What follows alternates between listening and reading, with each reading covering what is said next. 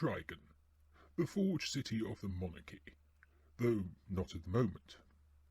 It seems under the instructions of Geoffrey, the Forge Masters have commanded their workers to down tools and walk out in protest against the new Overseer.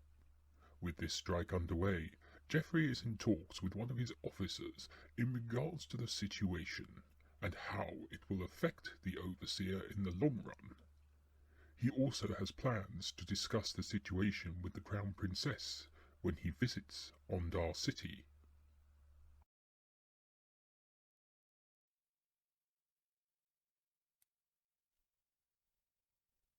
When you told me we were striking, Geoffrey, I didn't realise you meant the whole sector. Surely the Overseer will use this as an excuse to take us over. I wouldn't concern yourself too much, Garren. The Overseer can't touch us. We've sealed off the sector so that none of his men can gain access. But what about the tunnels? What about the tunnels? Garren, he doesn't know about them and never will. They're a closely guarded Forge secret. Are you absolutely certain? You remember the last time they were discovered? Anyone could have informed the last governor, and he could have left notes. You, my friend, are reading too much into this situation. We are on strike. The Overseer can't do a damn thing about it. Yes, but what about... No, I won't hear another word about it. The Overseer doesn't know about the tunnels, and that's final. Now, if you will excuse me, I have to prepare for my meeting with the Crown Princess. Just what will you discuss with Her Royal Highness? For a start, a brand new Overseer. If anyone can petition the monarch to remove the idiot we have in charge now, it's their daughter. Aye, she's a firebrand, so I've heard. Have you?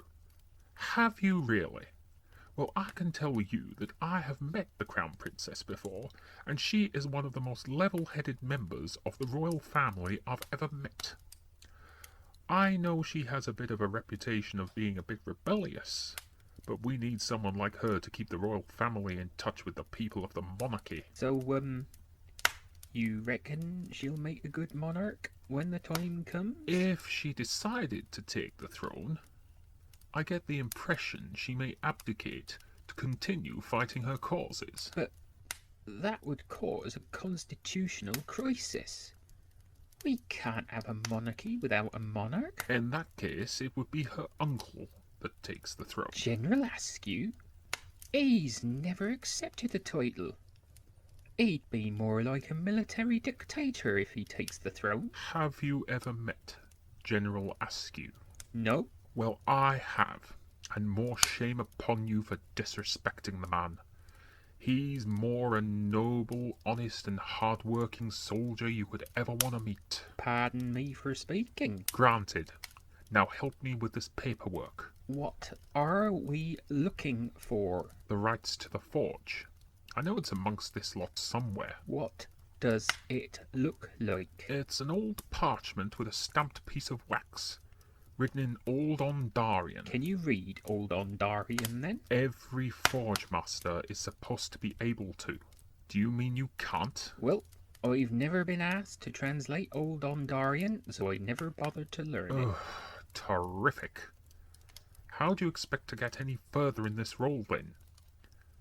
You've kind of made a big mistake admitted that in my presence. Do the other Forge Masters know about this? No, it's not something I broadcast because it's something they don't need to know. Perhaps it's better kept that way. Listen, I might be able to help you. I met a travelling peddler, some red-headed girl. Can't remember her name, but she came from over the uncharted ocean from somewhere far away. Gave me something she claimed to be a magical object, supposed to help you actually translate old languages. Anyway, give it a go on this, and see if it works. I'll give anything a go. Let's see now. So how does it work? Well, don't look at me. I don't know how it works. I don't deal with magic except when runes are involved. You and your runes, Geoffrey. I don't know where you get such ideas from. Have you ever read The Chronicles of Grimwald Stonegrinder. I guess not. Your forge doesn't deal in controlled magic. Oh yes, we have a forge that deals in controlled magic. So I take it you are involved. My ancestry goes back a long way to the old world, when magic was much more powerful and runes were used by my forebears to control it. If you're lucky, I might show you my family's rune axe one day, handed down from father to son for generations. So what happened? Why are you and your people not at the strength your ancestors were at the time? That's something we never speak of. You should never ask such questions. Suffice to say, anyone who does speak of it is secreted away. Something about dealing with something called intellectual property according to the authorities in Ondar City. Well, surely you can hint at what happened. Look, the rules of the game changed. Things became extremely complicated, and we lost a lot of good folk because of those changes. Sometimes, Geoffrey, I do wonder what in the name of Monarcha you're talking about. Just know this. My ancestors, as I know them, disappeared, leaving only their mysterious, fiery descendants. The rest of them took to the sky, according to the myth, whilst those who survived whatever it was that caused the change remained hidden in their minds, waiting for the Ninth Age to begin. You know, I have the feeling you're making this all up. It sounds like a load of old fantasy. Perhaps I am. Perhaps I am. In the end, it's all alleged stories. I have no proof what my father told me was true, but like him and my grandfather, I became hooked upon the legends, and when my son comes of age, I will tell him them too. Well, if it keeps you tied to your ancestors, I guess it's good for you. Oh, you guess, do you? Ach, never mind about me. How are you getting on with that mystical artifact? Have you managed to translate the text? Nope. Not a zot. I don't know how I can get it to work. Well, perhaps I can take it to Ondar City. I know of a few scholars there who might know how to use it. Still, if the peddler ever returns to the monarchy, I'll be sure to see if she has anything else to trade.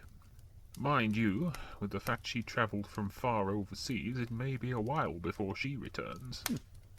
What did you give her? Oh, a few specially designed cogs for a customer of hers in a little village somewhere far away. Some inventor, I forget her name, but I hear she's excellent at what she creates. Do you think she'd ever visit Trigen? I very much doubt it, Garren. It took months for the peddler to get here, and I very much doubt a city like Trigen would be of interest. We're only really known well here in the monarchy. It's a shame, really. I always think we have something to offer outsiders here in Trigen. We do to a degree, but to be honest, we're better off trading internally. The monarch's trading taxes make it almost impossible for us to ship anything overseas in large quantities. They've rigged it so that trading from this city is internal only. Ondar, the desert realm, and the forest realm. Oh. Is that why you're going to see the Crown Princess then? One of the reasons. I think to prosper we need to open up to overseas trading. Plenty of distant lands out there are willing to purchase what we produce. And not just from Trigen either. It would be excellent for the monarchy if we were able to create external trade routes. Do you think the monarch will listen to reason, though? I just don't know, Garren. I really just don't know. So, what do we do in the meantime? Well, I suggest you put down that artifact and get to helping me search through this paperwork again. There's more to be found that I'll need for when I meet Persephone. Persephone?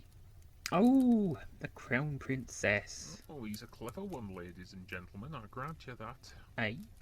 Never mind, just get back to looking through the books. If you find a small square piece of paper, that will be the document I'm looking for. Nope.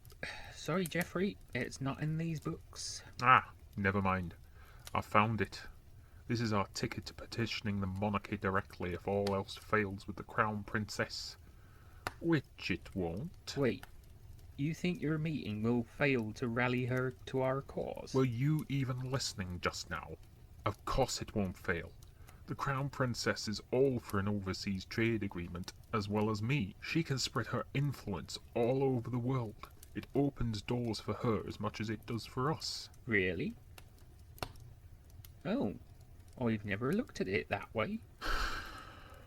Somehow, I get the impression you don't look at anything in any way whatsoever, Garren, to be honest. Now, what's that supposed to mean? Nothing, Garren. Nothing at all. Now, let's get this office back to as it was before we started. It's looking a complete mess. After which I must prepare for my journey to Audacity, because I have a feeling I'm going to be remarkably busy by the time I return.